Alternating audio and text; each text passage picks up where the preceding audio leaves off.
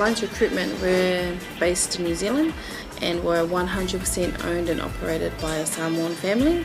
We're here to recruit people, give the opportunity to people for full-time work in New Zealand as a skilled worker, so trades, carpenter, mechanic, or anyone who's successful with the quota to be able to come over to New Zealand.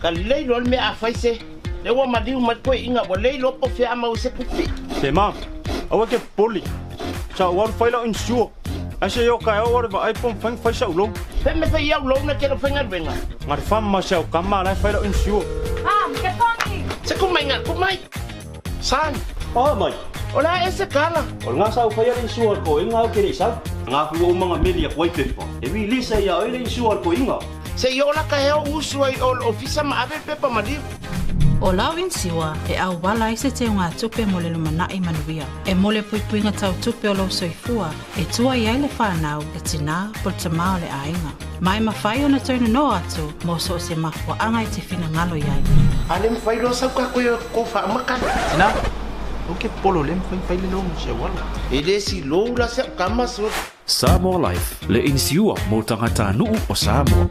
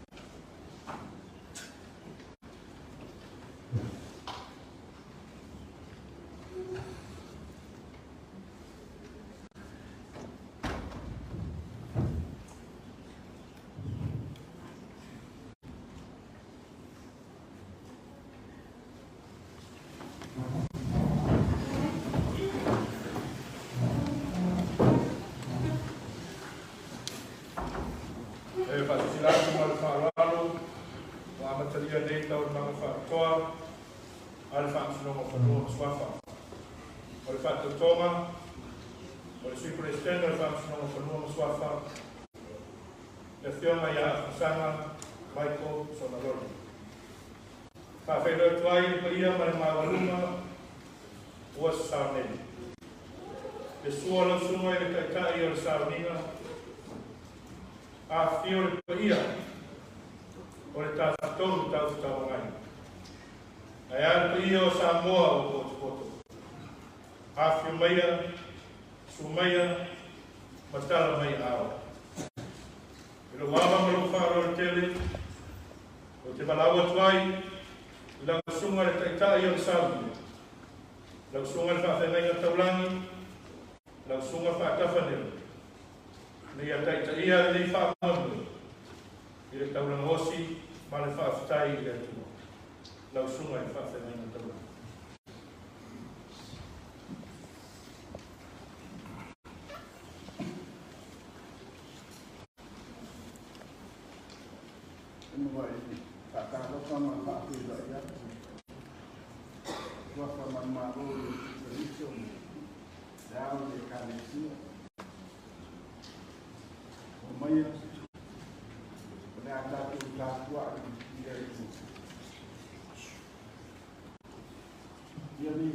Suafa le e a ko mai na le e a wa e va o a ki me le o wa le tua o le na ta ya ia pula mai ma mama mai ko mo fa pula mai e ia ko ta ko roto na le ma mama e no a no ma no le ko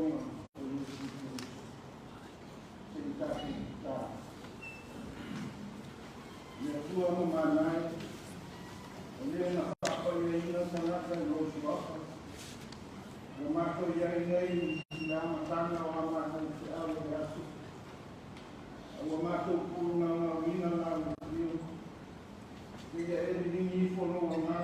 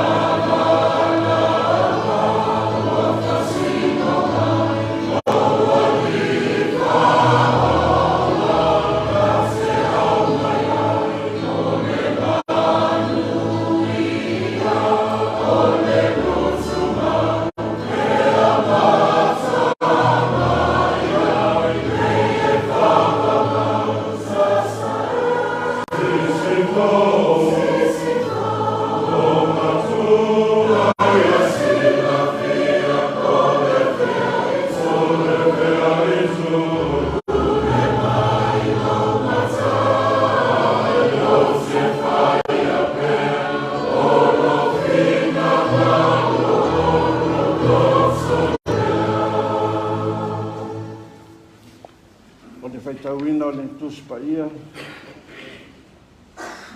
Tusi faitau o le nei aso e tusi sai ma le Faamasinoga le tusi faitau aso. Ka le sia whaalapa tonga Kerisiano Samoa. Mo maua lea mai tusi o le whenga inga fau. Ia kopo i lona mta upu e lima. Ai o te faitauina nisi o whaiupu. A mata mai le fitu e whaangata mai se fulu ma le lua. Whaafonga mai e nisi nei o a fionga alo tātou wali. O le nei le au soe, ona sa ia se ia o le afio mai o le alii. Whaauta, e whaatali le ngā lue Fanua i le fua o ngā o le ele. E whaatali tali iai, se ia maua le uanga mua mua, ma le uanga mulmuli. Ia ono sa i fua i o tau, ia whātu mawina o tau loto, o wā ua lata lata le fio mai o le ali. Le au soe, au atou te whenmui mui ai, nei Faamasinoina o tau, whaauta, ua tū mai le Faamasino i luma o le whaitutoa, o usoe, Yo tau whaawa o le whaatoa i le leanga. A toa ma le ono sa'i o le au Peresetene. E na tautala mai le Suafa o le ali. Whaauta, ua tātou tau amu ia i e ono sa'i. Ua o tau whanongolongo i le ono sa'i a iopu. Ua o tau i loa fo'i i lunga i la le ali. Le iunga i la le ali. Ina ua mau mu tini vale tele. Le ali. Ma le alofa nau. O usoe. E mua lava i mea uma le nei. Awa lava ne i o tau tauto. Po o i le langi. Po o i le Fanua. Po se tasi lava tautonga. A tau lava o la auto ioe, ma la auto le ai, e le ai.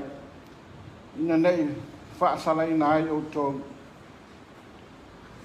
I whamanuia tele mai le atua e ala whaitawina o lana tu spaia, ma ia tu mau atu pea lava. I lo tātou atua o lo na viinga e whaavavau lava. Amen. O le launga i le Suafa mamalu, o le atua le tamā, le alo ma le anganga pa ia. Amen. O usoe, e mua lava i mea uma le nei, awa lava ne i o tau tauto, po o i le langi, po o i le Fanua, po se tasi lava tautonga. A tau lava o la auto ioe, ma la auto le ai,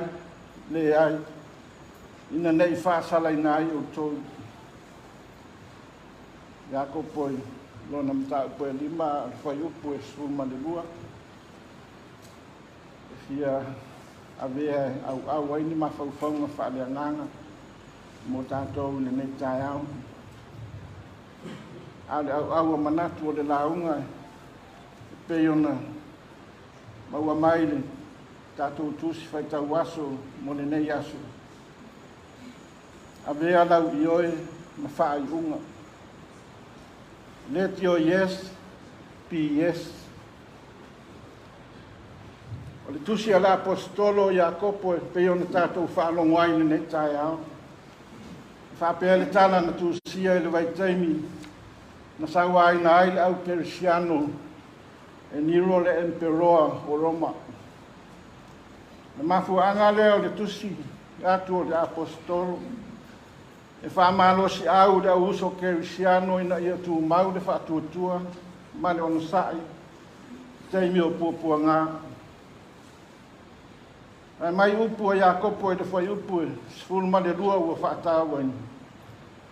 Awana i o tau tauto i le langi, po o le Fanua. Tau lava o la auto ioe, ma la auto le ai. O le winga upo Iakopo, e aua le whaangutu lua.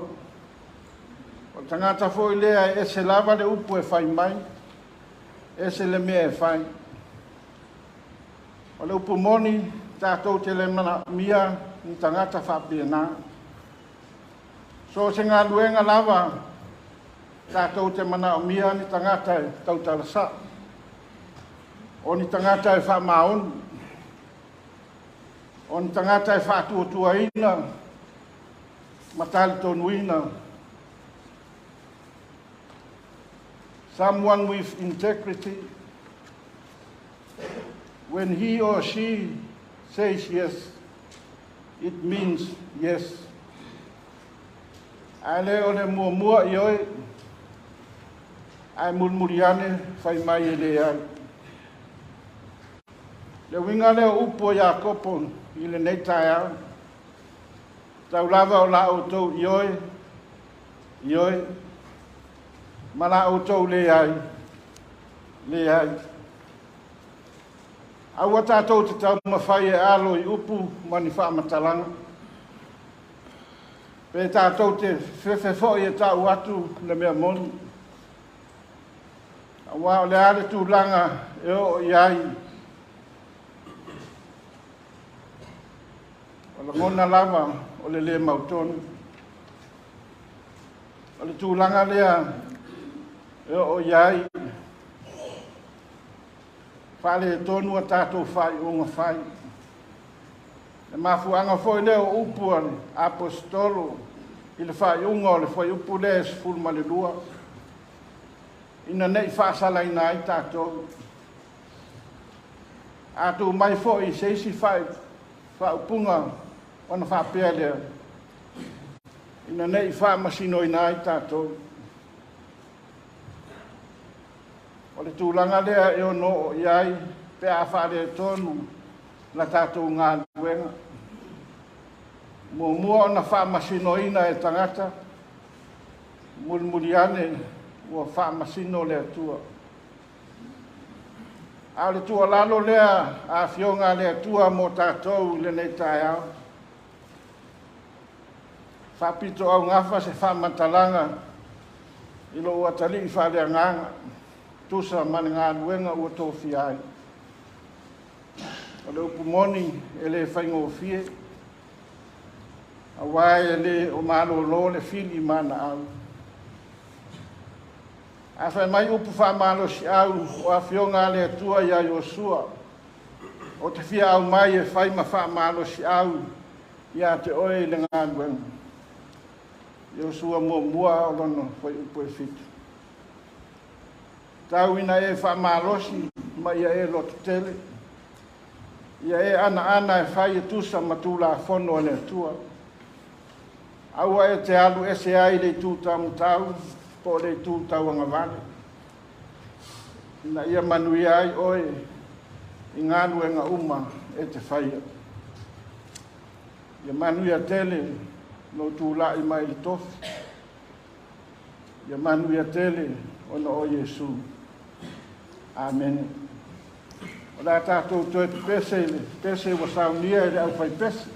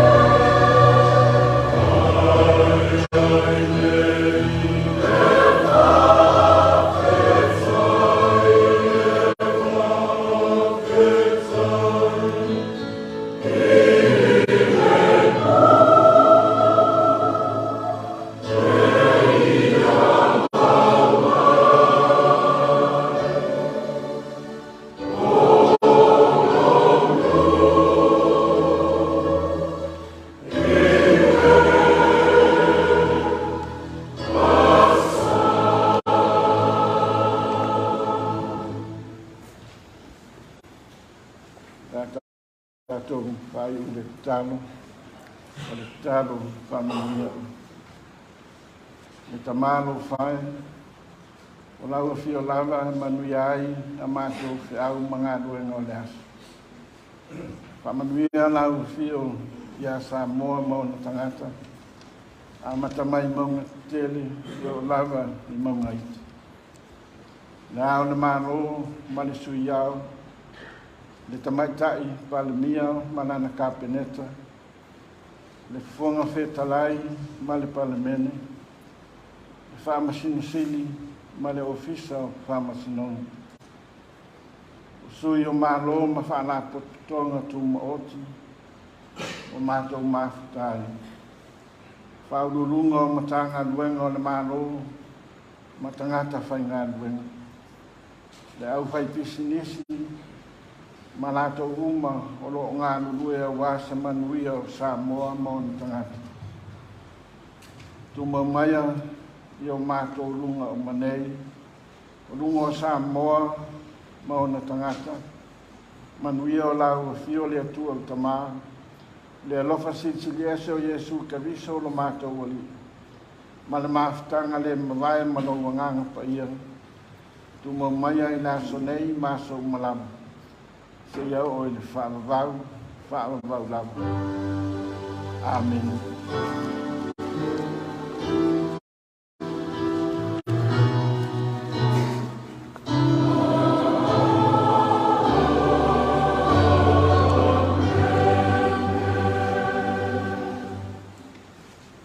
Whaafonga le tātou tapaulangi, le tātou whaafitai, ma le tātou whamua, ni a tō Mulinu'u, wala ni aso ma le whaamua. Le mori atu ai na nganga le whaafitai tele, i lau sunga le whaafereina taulangi.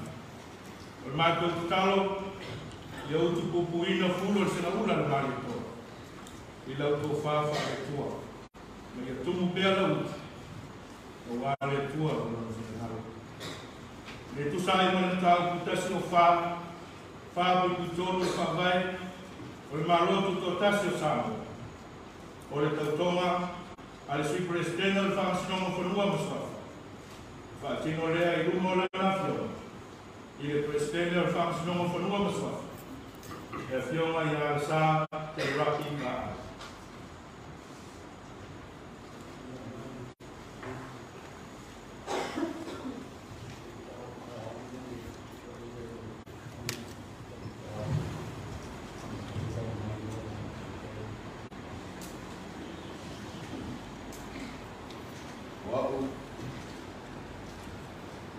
Sana mai tu sulle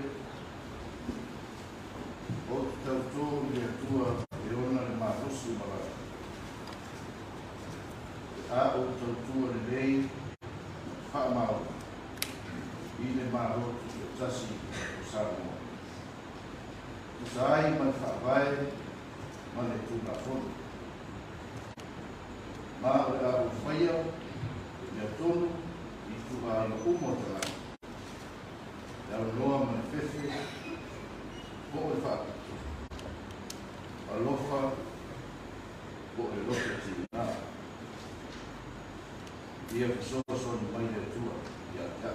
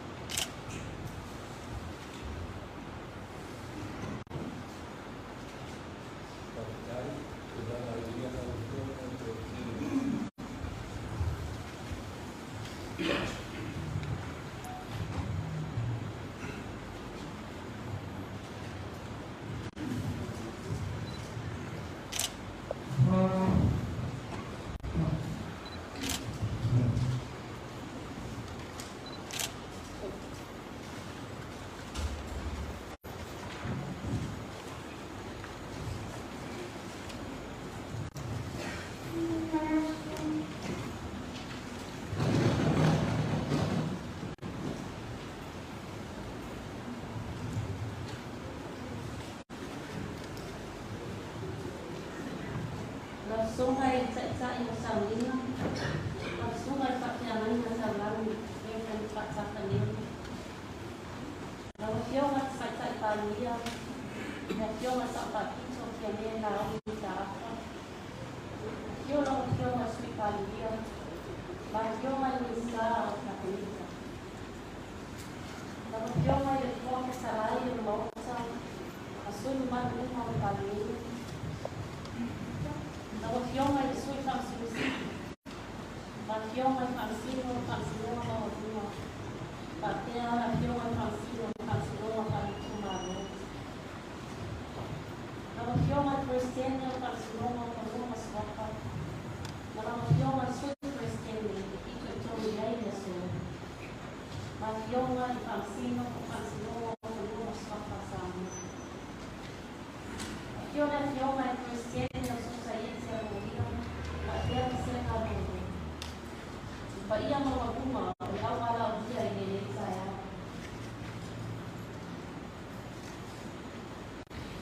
Makan sulama yo pai mamaro ki. Oleh wano bunga, bawa lomo tuli sa. Apakah ko ini pai bawa atia wali. Orang Apia dia. O pai ko tula le pesa sa ini. Ma ko ina was ko pai basa tia yai mala apana. Awal e mesa mina Faatautoga. O Faatautoga o da fionga i sui Peresetene. O Faamasinoga Fanua ma Suafa Samoa. Lea la malama ai o mga malino o tapu tia. I Faatautoga maua i Fepuari o le mesa e au. Ai o te fia taia lu Fanua ma te tapi ta Apia o Pama. Ai se i tongu tia pa alena na kuatia. E pei o le imoa tama roa sa i tongu. Pai na tā, wau ki, mai papa ana tā, o ia ma wakua o le nei tā e au. A wā, pa ia pai maro, i ta whatoru ku whaatara i pai na maro. Pa ia whaatara nei, ai tai nani pa ia whaelanga nei. Tulou na lapa. I lana tete mati ngau, o tula i tuai i runga, o na maro o Faamasinoga Fanua ma Suafa Samoa. O se wai taimi le nei o tura i ai mo i sita maro. Ai o se poi o la fionga Peresetene. A society a roia a Samoa. O tonu o Faamasinoga Fanua ma Suafa. Ma o tura i na whaetete. O se se e ai ria. A wā o Faamasinoga le nei. Tau ki ai me sina Samoa. O Fanua ma Suafa. O tātou Faamasinoga mea. Ai o le aso sopo manu vale e whangatia, ma o anu mawhari i le fio o lawa fio ma Peresetene, ma na mago ta sema a Faamasinoga atu. Ai o le tu roa whai o sa mea, e tei o le upa whai a i o tai. O le whalala kua fwoi e niu, o whalala ono o matanu. E leo toi pose liru, e fautura kua lea o a lia o Faatautoga. O pa mo o tau ele la au o le o tai nei o tato o mai e moli ma wina pa tato wina o le fionga i sui Peresetene o Faamasinoga Fanua ma Suafa le fionga ia atu sama mai o sona o Faamasinoga Fanua ma Suafa e ma sanga ma wina o Faamasinoga o le o le au roma ni totu wa e la te kutai ai whati o ina o lana tāpai e. O sila fia manino ni lei, e le mawhai o le whaamati e ina e Faamasinoga tangata uma. O le ai ai pea, kai tionga patea, kai tuka mai o whaamai e mani. Ma o matau ina pea ni whai o lewa kai o sāu sāka e Faamasinoga maua luma o Fanua ma Suafa, o le tuani no ina o whaamuma. O le ala lea e le whai mutia e ka rira pa Faamasinoga i Faamasinoga Fanua ma Suafa. E tā walawa ka pangalawa staini, ma se ama no whala te le aila o tusi la fia, songa songa, i tā lani, tau sini makini la, whamakua i mo o tiota mai ka lea rua, mai Faatautoga. O le tō whamanino ma tō whakita lai, o le maru si ama lea tūma o Peresetene, e Saonoto ma le pete, e tau anga ma chicha ma pinau. Ma le le pa momo wai, e whaalau tau tasi kusuma le alama paia, e momo ai lo ma sosoni. Leo kumasa nega tunu, na wafioma sui Peresetene, na wafioma le matua uswali a kusama. Ya sangaya ne ai katai, na wao pai maru pilima, e lama ya fioma le Peresetene, ma Suafa inga Faamasinoga a Samoa. Ia maua lau tuwha, ia pō yuri lau tino, na ia ngāra mga o wawa. Pa muan whala lawa ia tuaro tukina i manu ki ai o whaika, o Mulinu'u nā. Angia tēne takua ina a nai o mātua, ropa tua ma aina, a wālo tukina e a mea oi, na sui Peresetene o Faamasinoga o Fanua na Suafa. Toi tua ma te manu.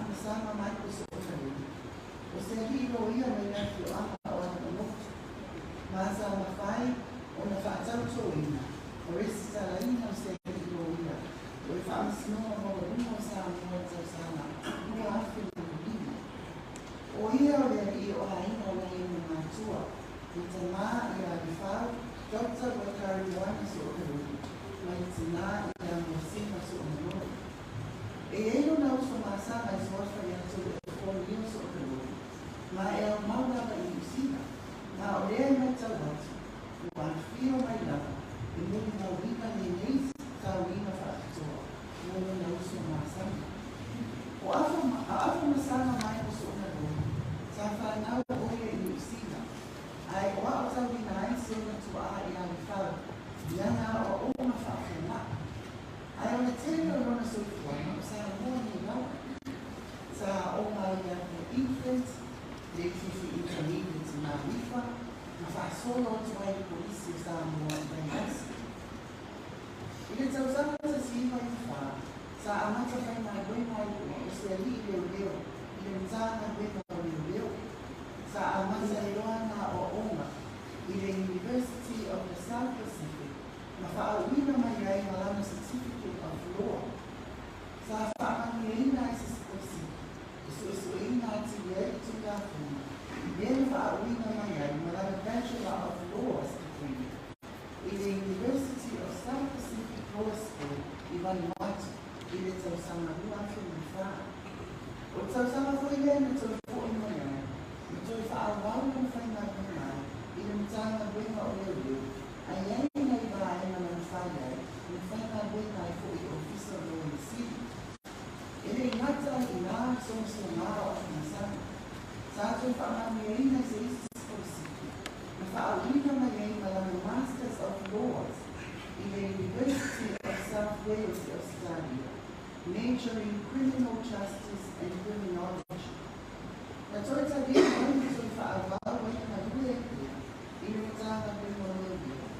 Na mawai fo seiti a manua, o a onga, na whaawina mai ai, na lana postgraduate executive diploma at Brownsville Police College, mai maru tele Peresetene. Ai ota sama na te ali, whaau iai malana Masters in Business Administration at the University of the South Pacific i Gafua. O le soifua mai nā wena o tāna wena o leo leo. Sa tēne rapa iai i soifua tau tua ai o whakasana. Sa amata mai ai vai o Criminal Investigations Division o le CID, to so o tau vai o Prosecution, mai vai o le Training Division. Mama whare o na Apia, na sui polisia o leo leo, i le vae o le Crimes Division. Ai o le tau sama kua vis profitu, i whaanga mai mai e roa afu sama mai mai tau tua, i le mtama mai o leo leo, i na ua amataria, matutaraina lana ofisa o loia, o le afu sama, law firm i ana mamoto. O afu sama, e iei le maa matutama whakatoa, e ala i ngā o ma whaatasi ai, i le USP Law School i Vanuatu. Se ina o i na mawhai ngā mea whaatasi ai ofisa o loi siri, pa ia mai me mitai, o mā ngā kue ai, i o ngā ua lava ofisa tu ma oti whaanoria. O le tausanga lua te maitasi, o le taimi mo mwone sa mawhi loa i le mawhi sana, i le a onga le USP Law School i Vanuatu, mā o ia, so a wha ai mato ka sena le USP Law School, i le nata o sama. O a whama sama sa maua lana skolisiki, a whainga benga i sana kama leo. Ai o le isi to o tō mato, e skolisiki mai le NUS i na o mai a foundation ia, i le tau sama lua afi. Na mato wha au whaatasi malawa mai i lua afi macha, na mato whainga benga o mai le lua afi mai lua. I le ofisa le roi siri, i le tata ima le roi siri le nāna tani, i ata le papa prenda le taratu. O afa masama ma le isi ma e toi matu o whao. Sa mawhai o na ngā rua e vai o prosecution, a le roi a le ofisa le roi siri, i le nāna tani, i nāna le tata ima le ofisa la mulama le roi siri, i a le uta reini justa. Ai na o au na kwa matu o whao, sama due le vai mo civil litigations. I lalo teta ina ale ofisa la mama, i le roi siri, i a rea tauarisa, Darrell Clark.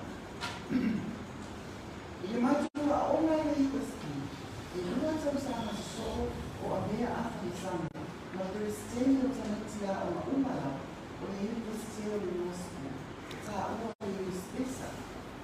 O le lua tau sama nasa a mea o ma Peresetene, o mato associate director o na Samoa Law School. O se wō mai te a whamasama i o tea. A wā e hiro na ano i mō na Erton so na loi. O au e ta mātau si ai, i ina ua wapa te mata o te tige e rotu kata hiku, e pō ida i an wata.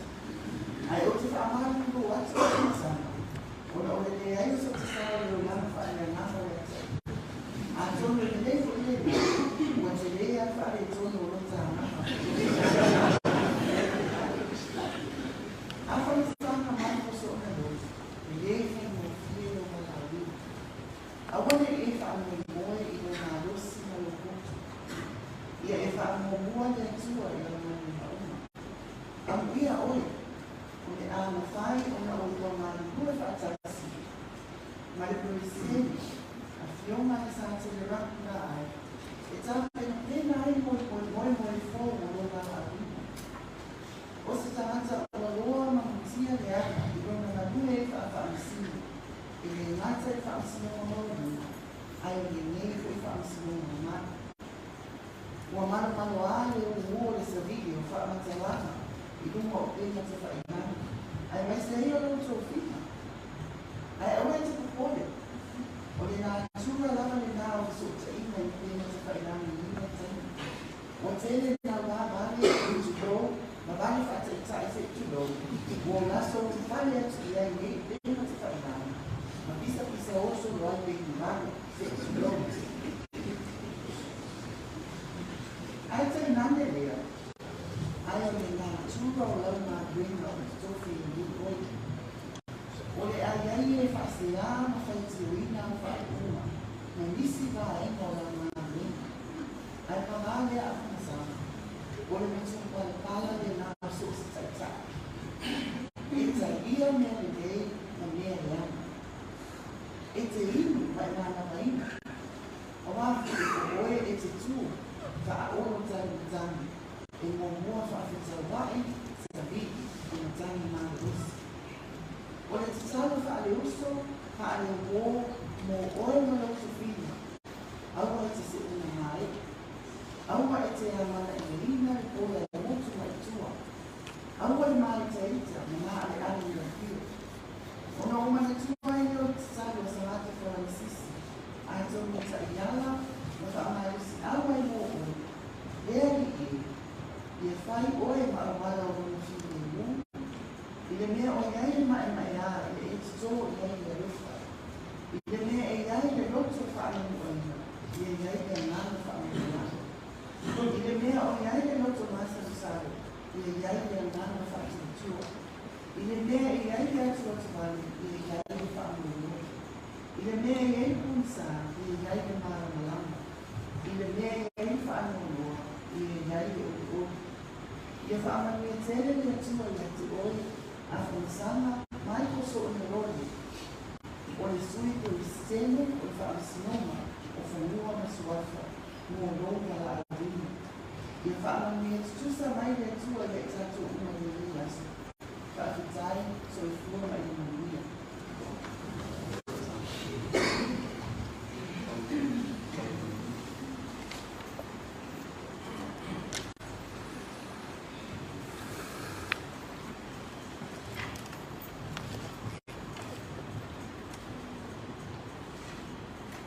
Tava fatu ia mana mana le au o te tarau. Awa sua te tai salina. La sua reve Faatautoga. Apia ko ia i tātou Faatautoga o tātou māo. Ale fio o te pālia. Ia la io lo fiume di fonte mo io sono malo per me ma le ufficia o sono alfa sulla io lo fiume di si fa sussidi ma mamma mi di internet fa sino o le fa sino ma le Faamasinoga whaatu māro Samoa. Io lo fiume Peresetene Faamasinoga māro Faamasinoga tausanga tuiloilo, Faamasinoga Fepua, ma Suafa. fia foi Peresetene na Mulinu'u.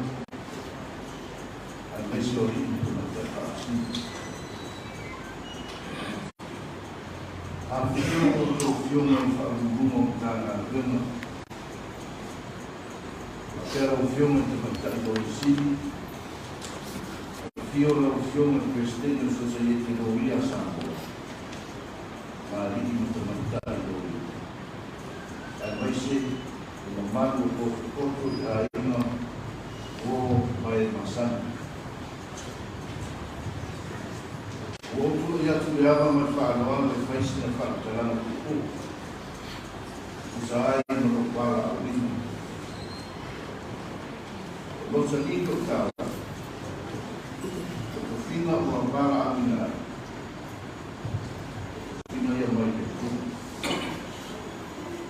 Ngā renga i soso tau alu whionga i Peresetene o Suafa.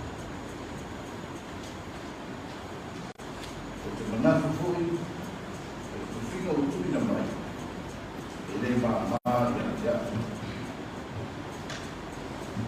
Maa e hui i soku le a toa, e a o tamu whai le me ngata ai mu whai, i o tau tuaina o se o tātou o tuluku, a whaarana o lana, le musu le a toa. E whai ai wha ai o tohu mai saka. Ina ia usa maala i Apolu. E mo i whaafea o sunga te tai o Sāringa. I upu whaara i au tōma tōmi nai tūte ni whaiko tāwhea mai ai. Mo ni whukia ngana whaakai i komisi o Faamasinoga Fanua ma Suafa. Mo ni whaakutuanga o suri na mai. Ai mai se whukia o whaamai e ina i ka neta. Pea pukini a manoa, ane ngāna whae nei tia. Ia mongoli eisa whaatai whaatoa, ia ina tūsa, tene ro lātu sao, me tau atina ino o te ngata whaatoa. I tūranga tau ia o oma. O lātu whaatai i whaatoa. Sunga ia tūra epasa i lele maniene no. A vea mo pare via i le sa i o le skosi pa tupe nai a o oma i tula ko i le University of Pasifika na wata a me se foto rana whau tua Faatautoga a o whiana iai ma a kwene whia whaarewina whia ngā whaatai na whionga le awe ya aso se isi templo a vea mo komisino leo leo. Ile lama maadosi o tau mua e una ia e a taurina o ngāngu hue o manu o manu. E au fia ai mo lo rita ngata whakawa. Le whangarinu hoi, sunga ia pāi o ta eo masipa. Sa bea mo ta i tanga whenga leo. Sa whai mo whaatai ta inga ia te au i le a bea mo leo. Ua whaawina i le whaawia. Le mo foi fōre na whaamorina le ngā whia whakatai. Sunga ia tala papa Brenda Heather Latu. A bea mo longi isi. I le kisosoani, i le ati na ina, o to mai mana wha. I le tā uku whaana tūla whonu. O te whakatai whakatua koi na i o mātua. I le whaakatai le ina, o ro rita ngata. An meso whautuanga, o tima inga. O māfu ai, o utu vai atu, i tai au. Whakatai fuki a inga uou mai masari na tō tāko inga. Ngā o tō tutaru. E whakita o mawha se whakatai, i tō tō lua, o Peresetene masia maka nau tō lima. I le lango i a te au i teni uma, tātou māwhitama. Me se po i tengu tō se ai a o. mese la bitaini fiso wa ina i tātou wholango. O ina o uloa o oio se tina ufa. Ia te apneo o uloa. Te momori foti whaakulai o siri mai ka nemo Faamasinoga mo mi inga mātu mo whio ai mai so tātena na uma o le nei whaaro boi. Te pa iare na mamatu o si watu pele o Samoa. Au mai na o tō whaatu o tuama. O le asiki o maa i ta. O uhu o le atu. O se whaikai tātu o ia. E a e manu. O te tantonu e vai au auna. Ai o la apau. O te mawhaia mea uma ni whaatasi mai o le ngāma mea ni. O le whapere o se whaatalanga. I mamau na ngania. O ni whaafati a tā mai na suku le te tai o tāki. O wāle tau spina o ni whai o roa. O a e le tua le maru tene i tāwhatoru whaatau o ngai o tātou mana. Tō manu manangu. A inga o mai masani o tātou whaatasi. Ai o rola i le ofo le tu. So kua no i mea. O lea ua maera nei Samoa ni tōmo o sui Peresetene. O lo au tūia tātou whaea. Uia tai hoi Mulinu'u tātou i tātou i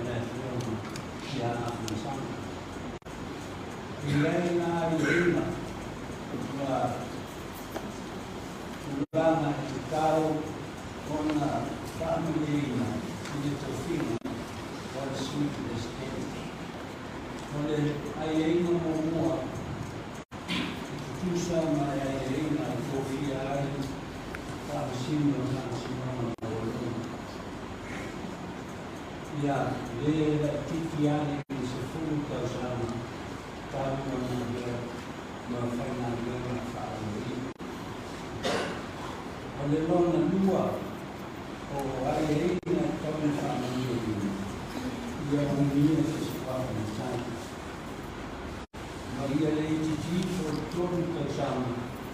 talo na ia unia na Suafa ni kai.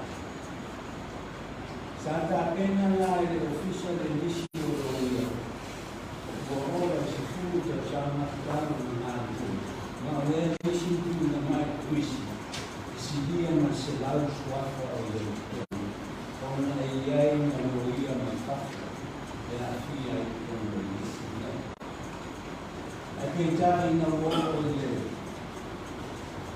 Wa ilo le. Dona lua o tau na Faamasinoga ni Suafa ni tai na le tolu tau sama ni Suafa ni tai. Ia o sau o lana le a whai o isi.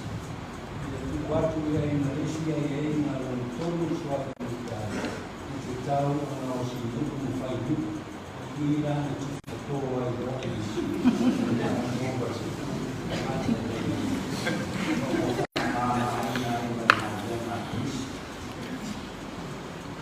Oleh ai malam tolu, oleh tulang anak, wang apa yang mengawin apa ya, makai menghat kecil tu, atau ai mengkau. Inilah siapa orang orang yang komisi di Suafa Faamasinoga rumah seperti itu, tak pernah Faamasinoga Faatautoga. Wah, ini Faatautoga, saya main Faatautoga yang semua itu Faamasinoga. Kemudian Faatautoga lah, saya sosial sekali terus. Oleh Faatautoga yang saya orang revisi buku, or short list, dia na India doa yang asal sama list. Sama semua list. Dan itu mai doa dia doa. Sebab sekali na asyona, enak kita dia kopi. Sama juga dengan yang sama. Kalau nak dua kalau untuk nama kan, mereka Upolu saya.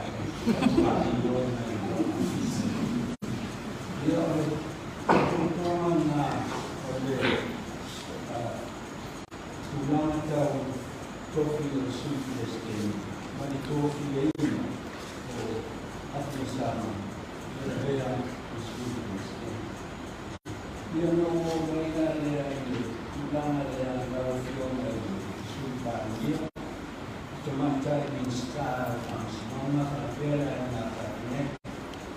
Gafua lain, mabusus pun yang install lain. Suafa Peresetene Fanua, komisi Fanua Suafa. Gafua komisi Mulinu'u official Gafua tahu pekaran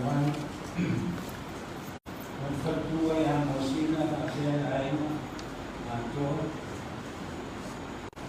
Peresetene Fepuari teman-teman Faamasinoga rumah Apia Faamasinoga rumah Apia awal kalau leo wafanya pamoja ili kupata hamsini na kusudi maofisa wa Suafa mmoja kwa kai na kama roho unaotoa mnaia sabala watu na yatato wa kasi ndio yao fakta nyuma kwa tawo ya ikela na ndio letua kasi na familia na kwa pale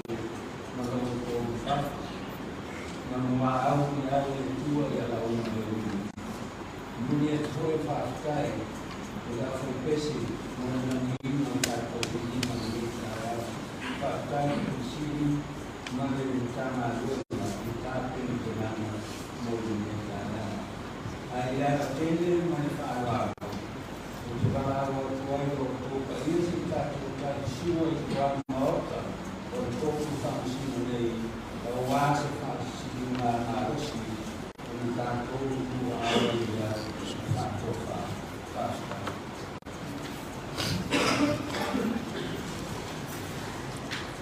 Nei ua tātou tanu si ui, o tātou whakamoe le ni aso.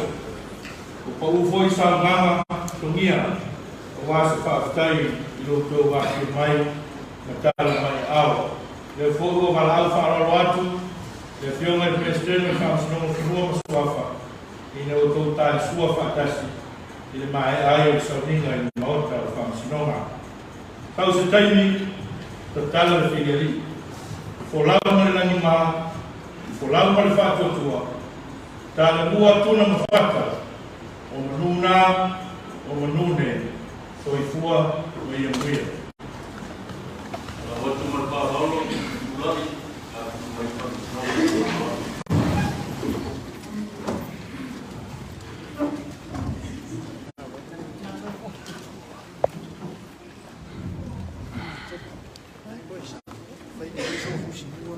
Samoa, Samoa, Faamuamua le atua o ia o lo ufaavae. Ao o mai ni puapuanga, Faamalo si tu maupea. O te alofa ia te oe la Samoa.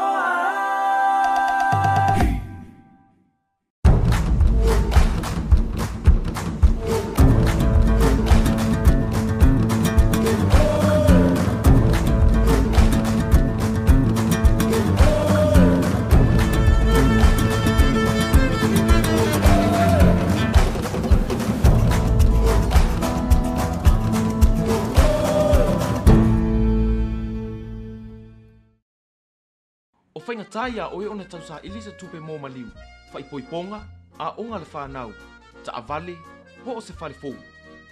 Isa! Tahu! Maua lona kapa, wa vili magei lewa maua. Kope mangua le kapungia, kope ni rope maua ngai. A whio mai nei loe le Federal Pacific Finance, no so mana onga tau tupe wapi. Oi, le. Ah, saka kau le whainga ruenga. Federal Pacific Finance, serving Samoa's financial needs.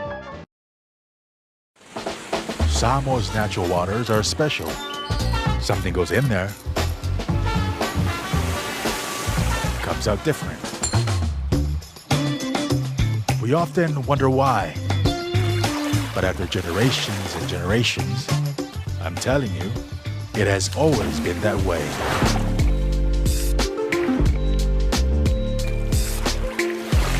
Of course, things don't always turn out the way you expect.